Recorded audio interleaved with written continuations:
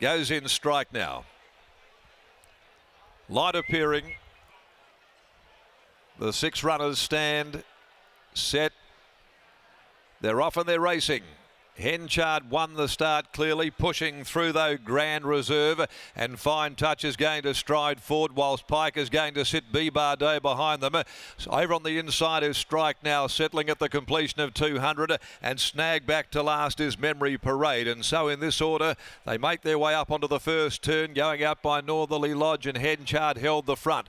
Henchard just loping along from Fine Touch. Grand Reserve a length and a half away next, followed by B. Bardot. Back there travelling fourth, 2 lengths Strike Now. Memory Parade going up to sit outside of Strike Now as they work out to the 1200 metre mark, and Henchard calling the shots for Stevie Parnham leads the way. They go to the riverside of the track and past the 1100 with Henchard on top, 3/4 Fine Touch.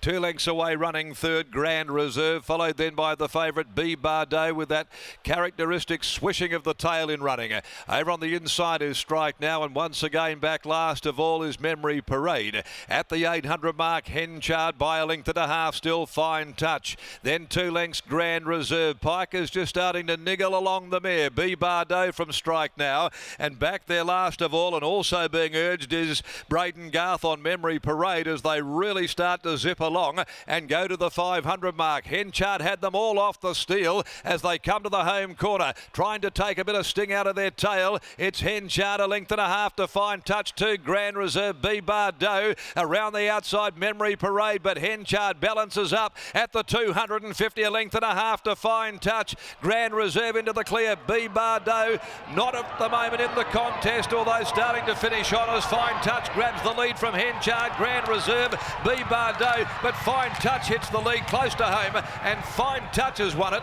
Fine Touch won from Henchard. It wasn't that much between them. Grand Reserve, B. Bardot for third. Over on the outside, Memory Parade, and Strike Now in that small field amongst the last home. Fine Touch has won it. Ridden by Joe Azzopardi, the Machino mare. And that gives Machino 2 of the first 3 winners on Quokka Day.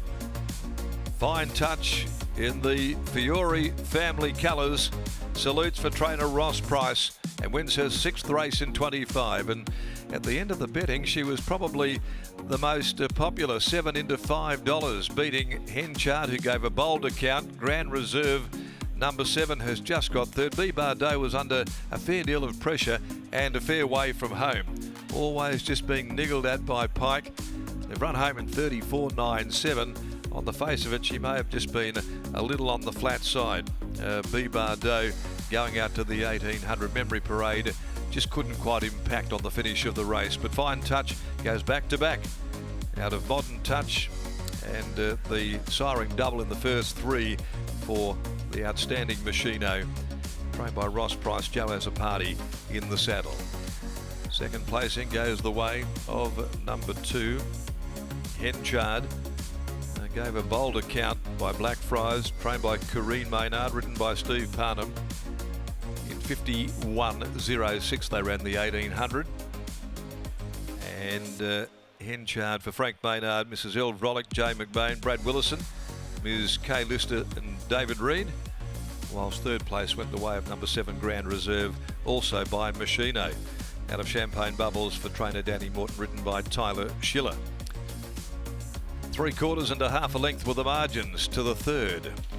Race 4, the MCA Poly Track Handicap, is over 1400 metres at 4 minutes after 1 on this Big 10 race card. As we see Joe Azzopardi, Smokin' Joe, bring back this baldy-faced chestnut mare to the yard. We can take you down to Lockie Taylor, who's about to join us after the victory.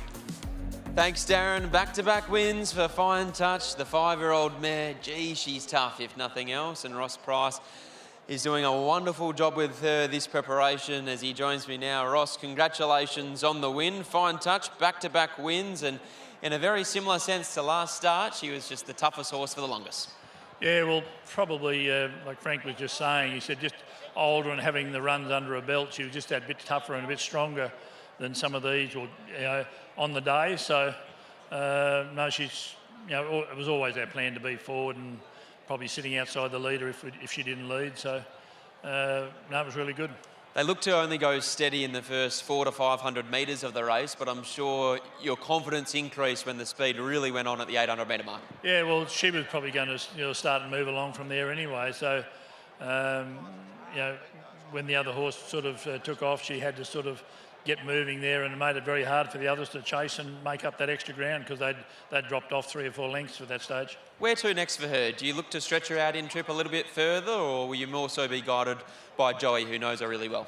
There's a 2100 in 2 weeks, and that was probably where we were going to head, depending on how she went today, and I don't think there's any reason why we shouldn't go there. Back-to-back wins, a great result for you and Frank. Well done. Thank you. There's Ross Price after the win of Fine Touch, and here's Joey Azzopardi catching up with Scotty. Joey Azzopardi joins us now. Joe, obviously Henchard probably rolled a little bit more than Blazing Emerald did the other day, but for the last 200 metres, it was almost like watching a replay.